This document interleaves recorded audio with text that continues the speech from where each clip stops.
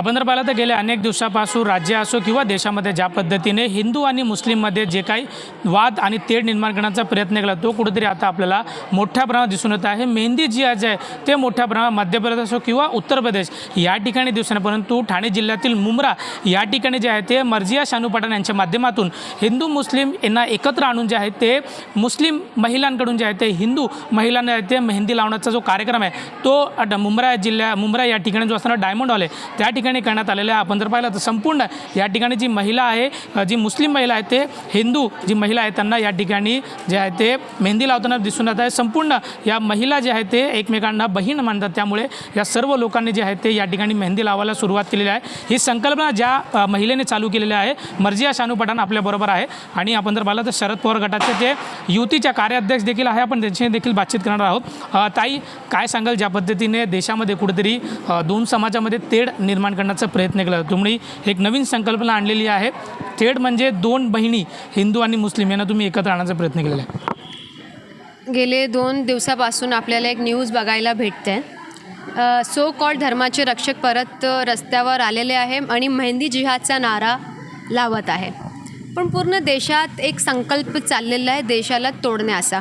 आज मी एक महिला म्हणून संकल्प घेत आहे देशाला जोडण्याचा। आणि आपल्या देशाचा एक नारा आहे, बेटी बचाओ बेटी पढाओ, बेटी पढाओ बेटी बचाओ एक नारा आहे। आणि महिलांसोबत तुमचा असा व्यवहार आहे, महिलांच्या कॅम्पमध्ये जाऊन तुम्ही भांडण निर्माण करण्याचा प्रयत्न करत आहे। मुलांना पुरुषांना तर तुम्ही ब्रेन वॉश करत होते, आता तुम्हाला महिलांना पण ब्रेन वॉश करायचं आहे, मुलींना पण आता ब्रेन वॉश करायचं। मग चाललं आहे का? तुमच्याकडे काय राहिलं नाही आहे? मग आता तुम्ही मेहंदीवर आलेले, तुमच्याकडे काहीच राहिलं नाही आहे का? एका ठिकाणी हा चालला आहे मेहंदी जिहाद, दुसरी ठिकाणी महाराष्ट्र सरकारचे एक नेत्यांनी स्टेटमेंट दिलेली आहे की बाबा दिवाळीमध्ये मुस्लिमकडून काय वस्तू घ्यायचं नाही, काय खरेदी करायची नाही। तो आपके बोलने से देश चलेगा क्या? आप जो बोलेंगे, तुम्ही काय कॉन्स्टिट्यूशन लिहिलं आहे का? हां, कॉन्स्टिट्यूशन डॉक्टर बाबासाहेब आंबेडकरांनी लिहिलं आहे। शिवशाहू फुले आंबेडकरांची विचारधारावर चालणारा महाराष्ट्र आहे, संविधानावर चालणारा देश आहे आमचा।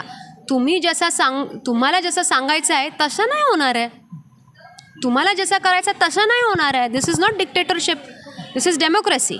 आपण जर पाहिलं तर ज्या राज्यामध्ये भाजपची सरकार आहे, विशेष म्हणजे मध्य प्रदेश किंवा उत्तर प्रदेशमध्ये, आणि आपण जर पाहिलं महाराष्ट्रामध्ये महायुतीचं सरकार आहे, त्यात एक घटक पक्ष अजित पवारांचा, त्यांचं असं म्हणणं आहे की फुले शाहू आंबेडकरांचा पक्ष आहे आमचा, परंतु त्यांचाच गटात एक आमदार आहे संग्राम जगताप, तो थेट म्हणतो की मुस्लिम बांधवांकडून वस्तू घेऊ नये, जर जेलमध्ये जावं लागलं तर थेट जेलमध्ये जावा।